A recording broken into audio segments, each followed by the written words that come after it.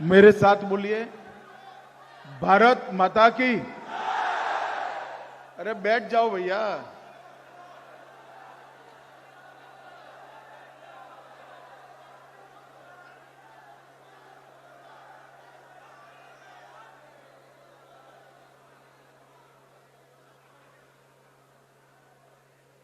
आज हम सब इस सभागार के अंदर बंगाल के अंदर 200 से ज्यादा सीट के साथ भारतीय जनता पार्टी की सरकार बनाने के लिए इकट्ठा हुए। तो 200 सीटों के उससे बड़े विजय के लिए एक प्रचंड जोश चाहिए और ज्यादातर युवा दिखाई पड़ते हैं। भाई थकान मुझे होनी चाहिए, 7 बजे से निकला हूं, अभी 2 बजे दिल्ली पहुंचूंगा, आप क्यों थक गए हो भाई? ऐसे भारत माता की जय बोलते हैं क्या? मेरे साथ दोनों हाथ उठाइए, प्रचंड विजय के संकल्प की मुट्ठी भींचिए और प्रचंड आवाज से बोलिए, भारत माता की, भारत माता की, भारत माता की। जय श्री राम, जय जय श्री राम। मंच पर उपस्थित हमारे जुझारू प्रदेश अध्यक्ष श्रीमान दिलीप घोष महाशय, जिन्होंने बंगाल के संगठन को तिनका तिनका कर जोड़ने का काम किया है, ऐसे राष्ट्रीय महासचिव और बंगाल भारतीय जनता पार्टी के प्रभारी भाई कैलाश विजयवर्गीय जी, हमारे संगठन मंत्री श्रीमान शिव प्रकाश जी, जिनके भाजपा को ज्वाइन करते ही भाजपा के चुनाव जीतने के कार्यक्रम को बहुत बड़ा बल मिला है, ऐसे भाई शुभेंदु अधिकारी जी, हमारे आईटी सेल के राष्ट्रीय प्रभारी और बंगाल के सह इंचार्ज श्री अमित मालवीय जी, बंगाल यूनिट के बंगाल प्रदेश के सोशल मीडिया प्रभारी श्री उज्जवल पारिक जी और बंगाल के कोने कोने से आए हुए भारतीय जनता पार्टी की विजय की रीढ़ की हड्डी ऐसे सारे साइबर योद्धाओं को मेरा नमस्कार।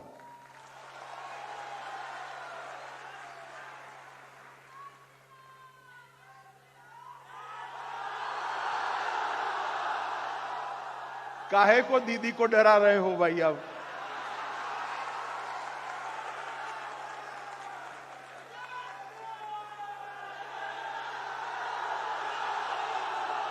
बोलो जय श्री राम, जय जय श्री राम।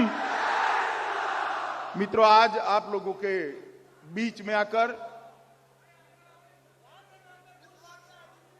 अब सुनो भैया, आप लोगों के बीच में आकर किसी भी आदमी की कितनी भी थकान हो, उत्साह और चेतना का प्राप्ति हो, इस प्रकार का एटमॉस्फेयर आज यहां पर है।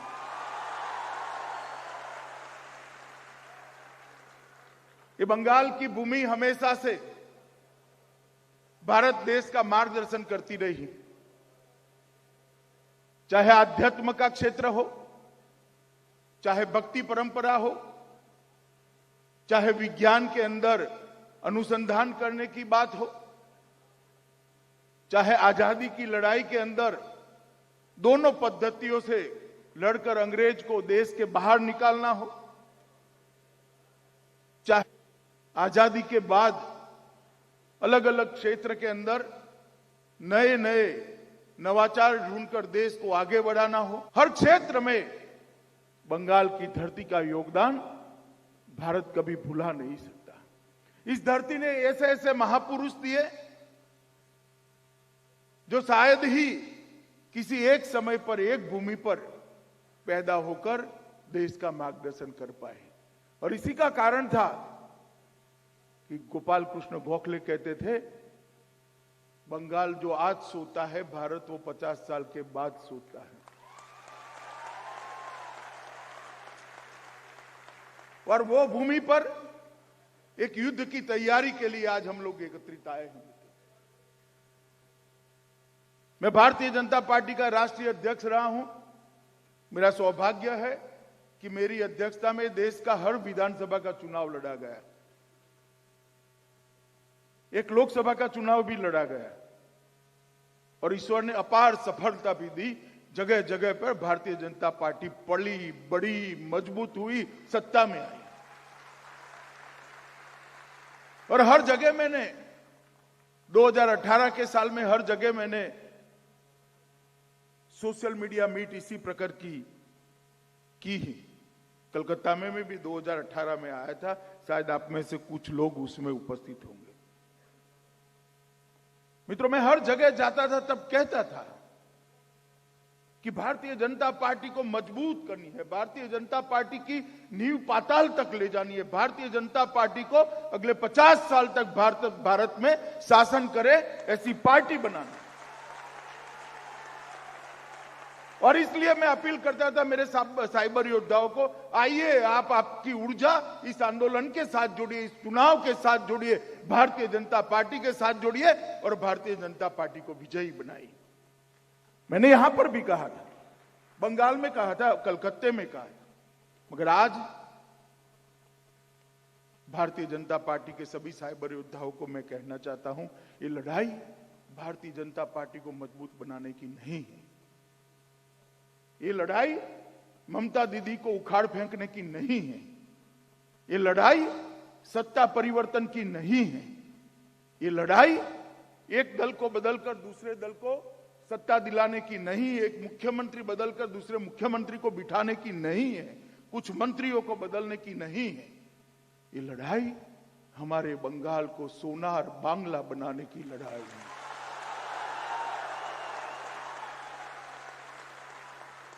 ये लड़ाई समग्र पूर्वी भारत को भारत के नक्शे पर फिर से एक बार गौरव दिलाने की लड़ाई है। ये लड़ाई समग्र पूर्वी भारत की गरीबी दूर करने की लड़ाई है। ये लड़ाई सीमाओं को सुरक्षित करने की है। ये लड़ाई घुसपैठियों को निकालकर बाहर करने की है। ये लड़ाई शरणार्थियों को नागरिकता देने की लड़ाई है। ये लड़ाई बंगाल को फिर से उद्योग, विद्या, अनुसंधान और देशभक्ति के क्षेत्र में सबसे ऊपर बिठाने की लड़ाई है मित्रों। और इसलिए भारतीय जनता पार्टी को जिताने के लिए तो आपको मेहनत करनी ही चाहिए, करी भी है, मगर आज मैं कहता हूं मेहनत की जरूरत नहीं है, जान डालकर इस लड़ाई को मजबूत करिए और ये लड़ाई जीत, क्योंकि यही लड़ाई बंगाल में सत्ता परिवर्तन करेगी। यही लड़ाई ये तृणमूल कांग्रेस को उखाड़ कर फेंक देंगी और यही लड़ाई पहली भारतीय जनता पार्टी की कमल की सरकार ये महान प्रदेश के अंदर बनाएगी।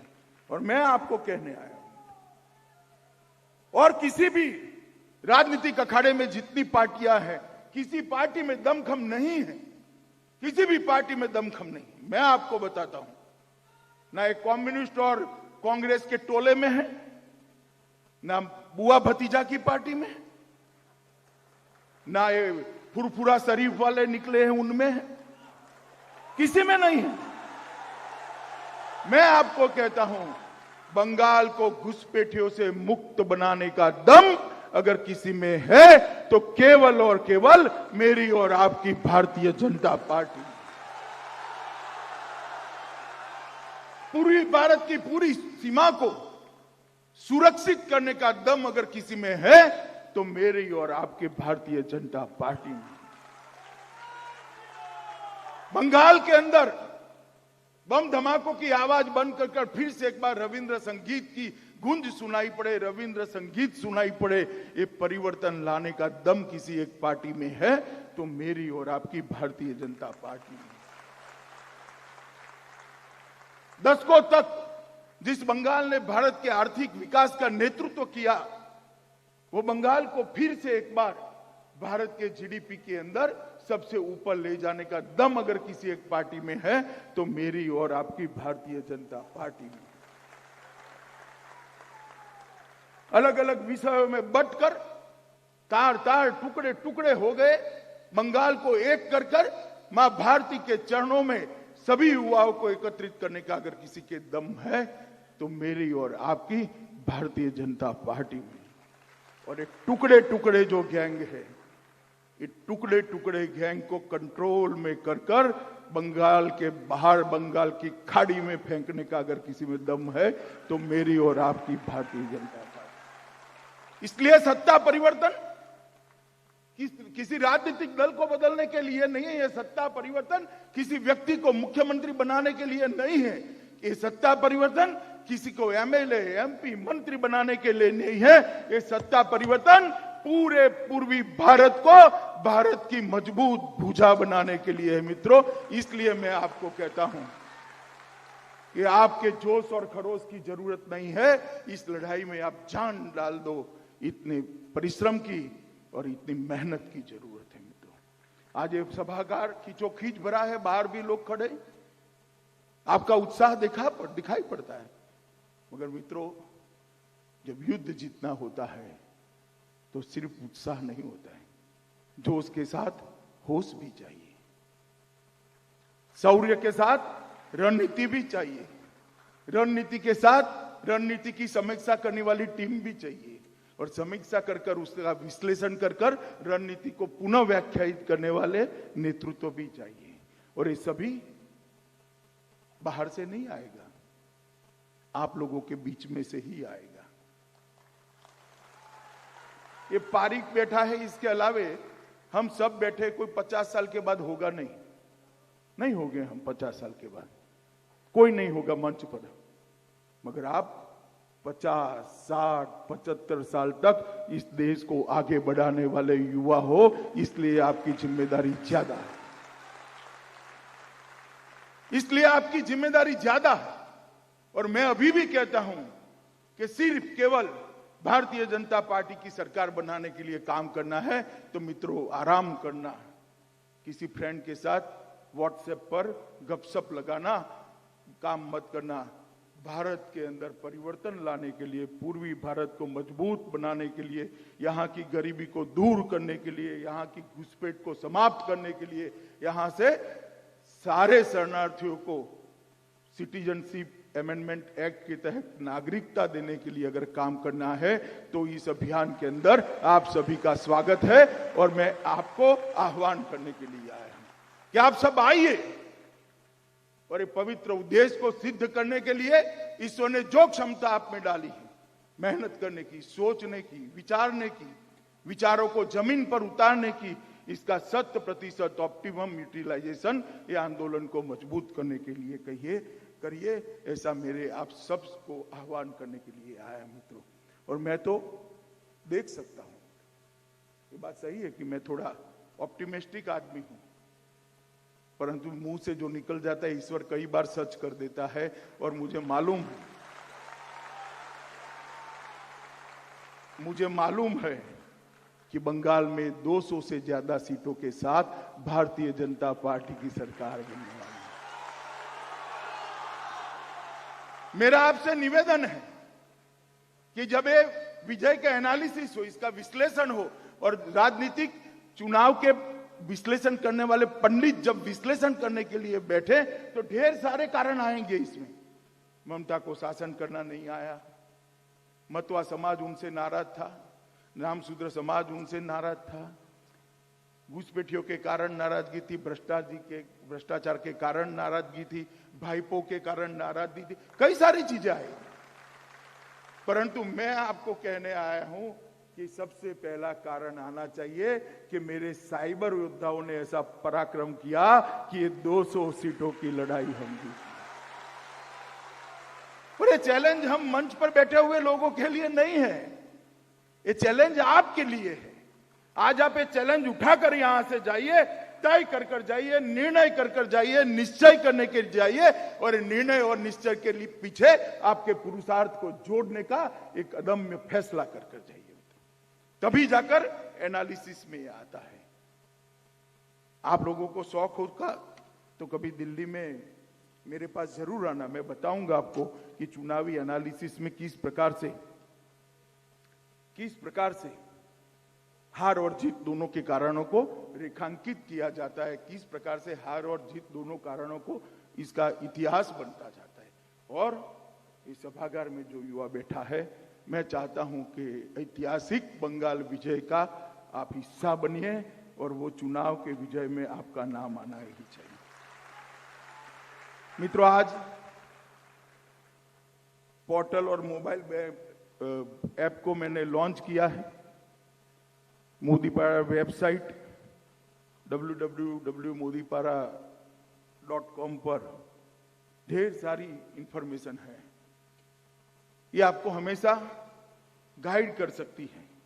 एक ही स्थान से हमारे कार्यकर्ता, समर्थक, मतदाता, भाजपा की केंद्र सरकार, भाजपा की राष्ट्रीय इकाई, राज्य की इकाई, ये सब इंफॉर्मेशन आपको कलेक्टिव एक ही जगह से मिल सकती है, जिसका उपयोग आप कंटेंट जनरेशन के अंदर कर सकते हैं।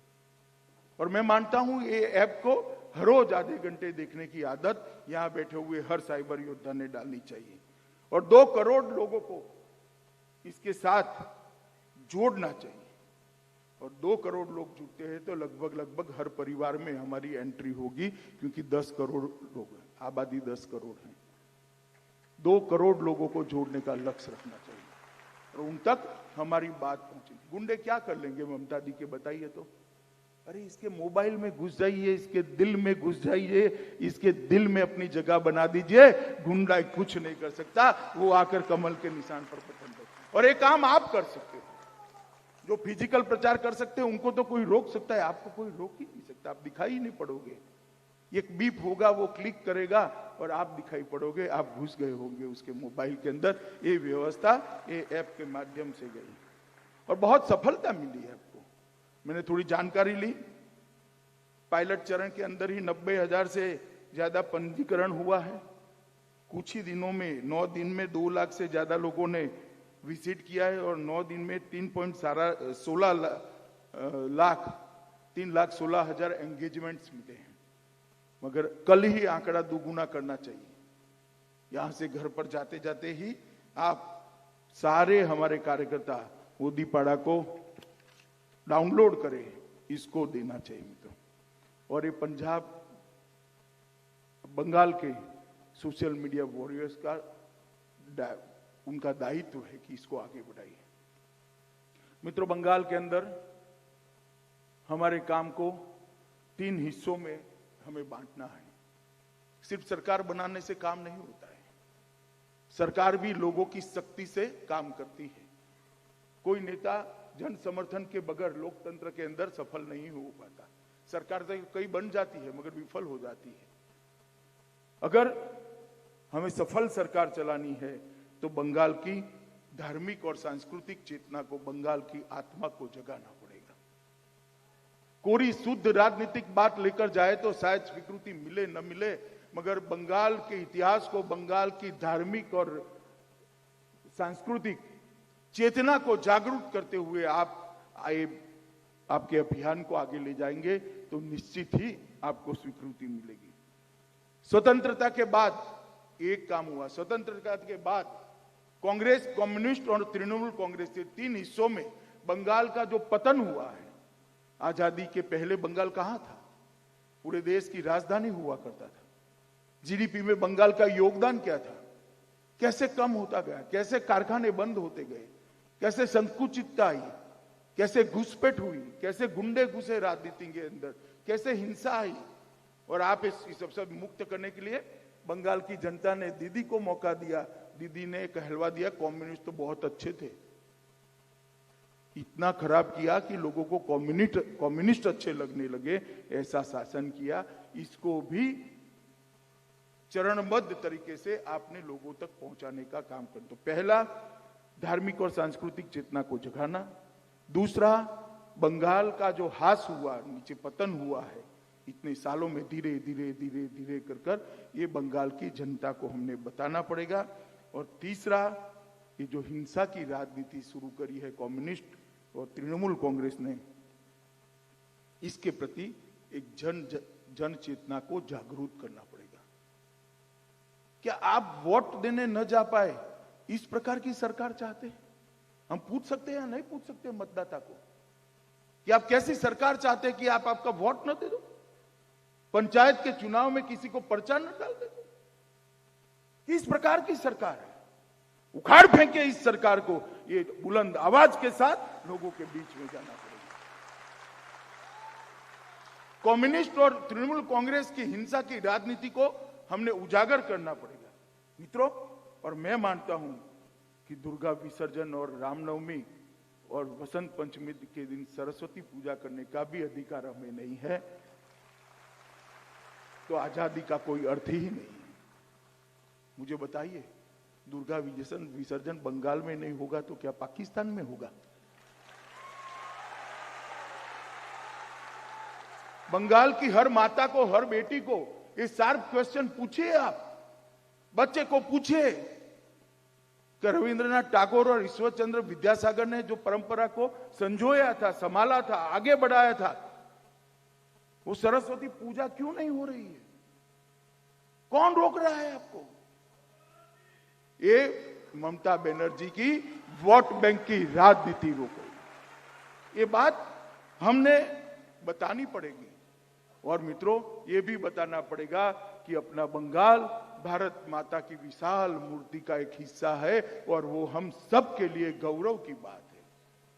बंगाल भारत माता की विशाल मूर्ति का हिस्सा है और वो हम सब के लिए गौरव की बात है। ये राष्ट्रभक्ति की भावना को भी हमने सोशल मीडिया के माध्यम से जागरूक करना पड़ेगा। और ये टुकड़े टुकड़े गैंग जो बनी है,